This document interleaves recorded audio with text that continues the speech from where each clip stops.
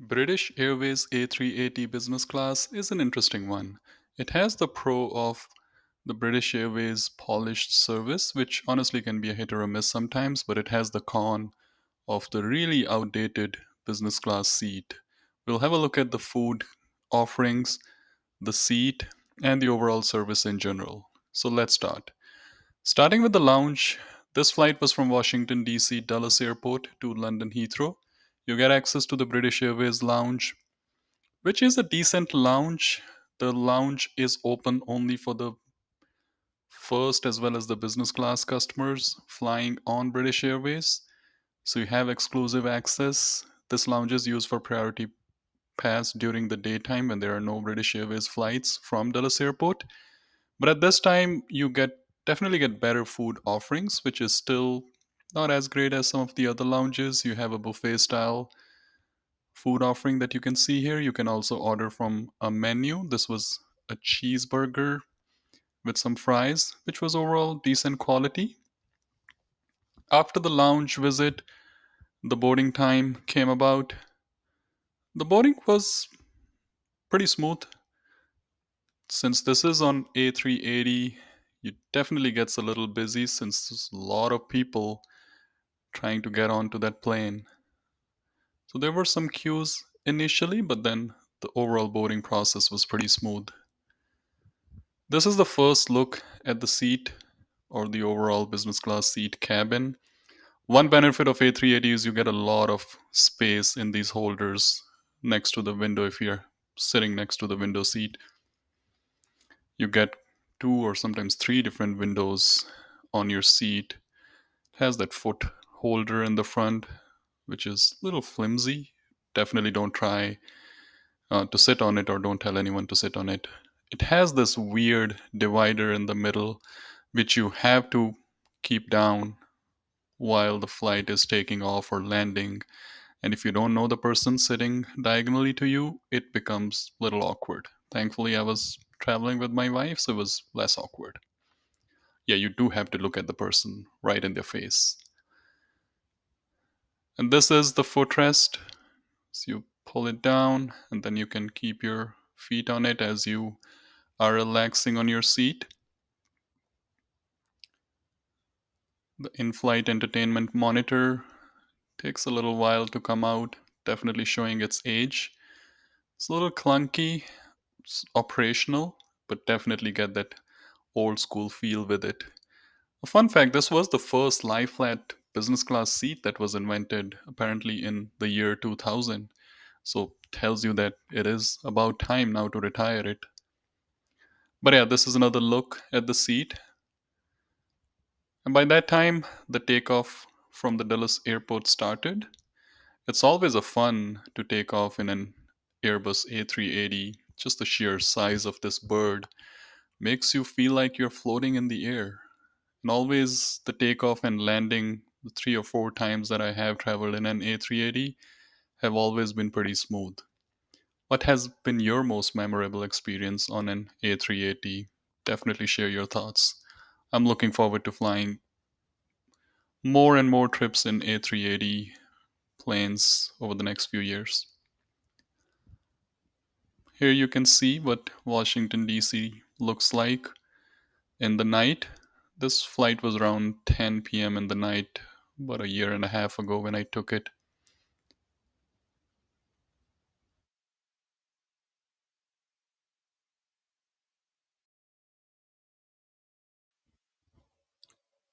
Some of the window seats definitely have this benefit of having almost three windows to yourself when you're sitting on the window seat, which is pretty cool actually.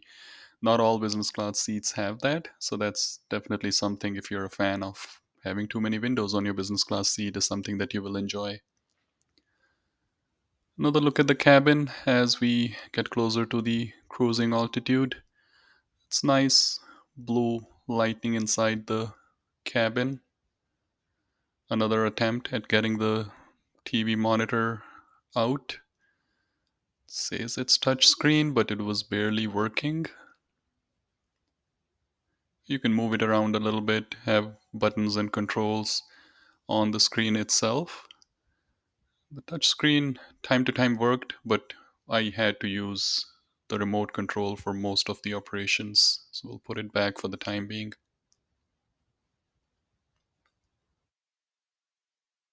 This is where the tray table is hidden. Again, controls are a little clunky, definitely showing their age. But once you take it out, it offers you a good amount of space. You can move it up or down and it folds. It's definitely not easy to get out of your seat without folding the tray table. And also, the space feels a little confined, but overall okay. Here's a look at the in flight entertainment. Again, struggling with the touch controls. But overall, the in flight entertainment had decent options in terms of movies and TV shows. So you will definitely not be going bored while you're on your flight on the British Airways A380.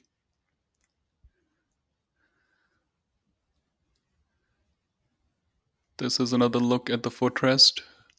Interestingly, there were a couple of different seats where I saw these footrests were either broken or they wouldn't be strong enough to carry your feet, so that was interesting. This is a look at the headphones. Overall, these were pretty average quality, to be honest. They claim that these are noise cancellation, but I don't think I felt a lot of noise cancellation happening when I was putting them on and watching movies or shows. But yeah, they get the job done if you don't have your own. The bedding, on the other hand, is pretty good. They use the White Company as their preferred supplier for the bedding. So the bedding overall is decent quality. The padding on the seats has definitely worn out, so a decent bedding helps in that case.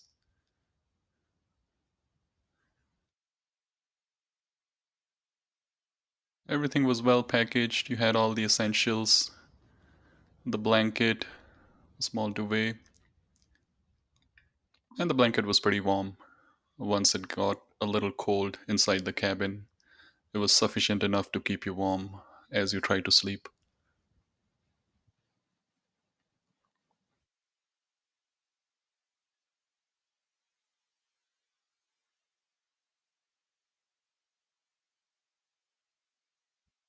Here's the first look at the food menu.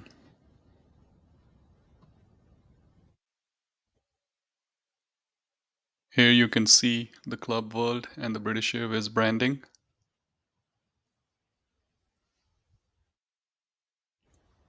It was a nice quality paper. For dinner, you had the options of the prawns, the soup. The main course had the beef option, the honey roasted salmon, and the vegetable korma.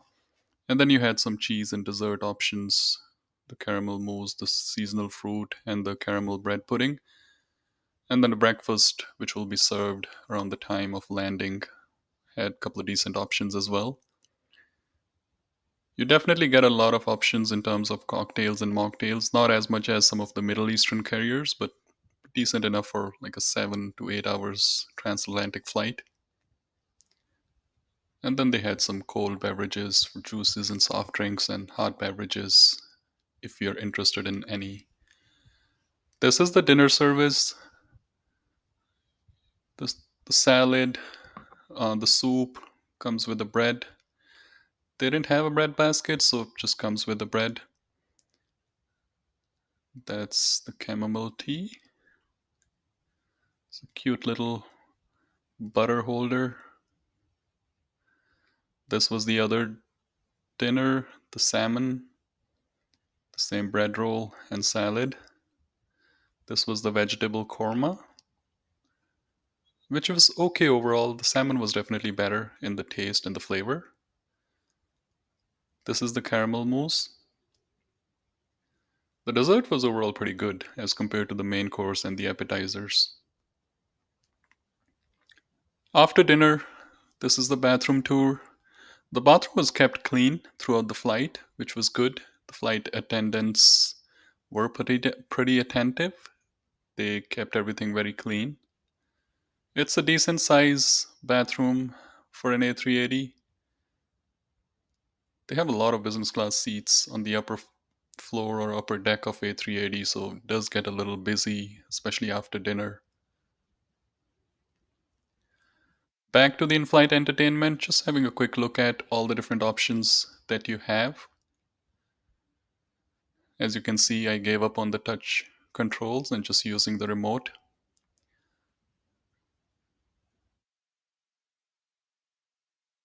They had a lot of these different sections of British original TV shows. You can select by different genre as well.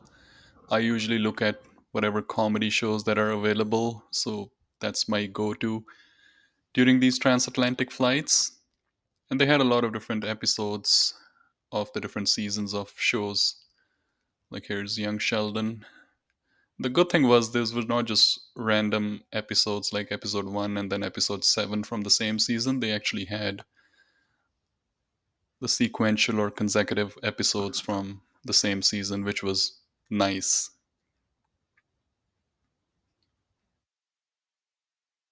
But all in all, you'll have enough options for entertainment as you feel bored during your flight and feel like watching something, whether it's a TV show or a movie. They also had this section by different channels, like you can scroll BBC, HBO Max, Soho Theatre Live. This is one of the best view, better than the in-flight entertainment. Looking at those cool engines of A380 in the wing never gets old. As we were preparing to land in London, it's nice and sunny outside. Again, this view never gets old.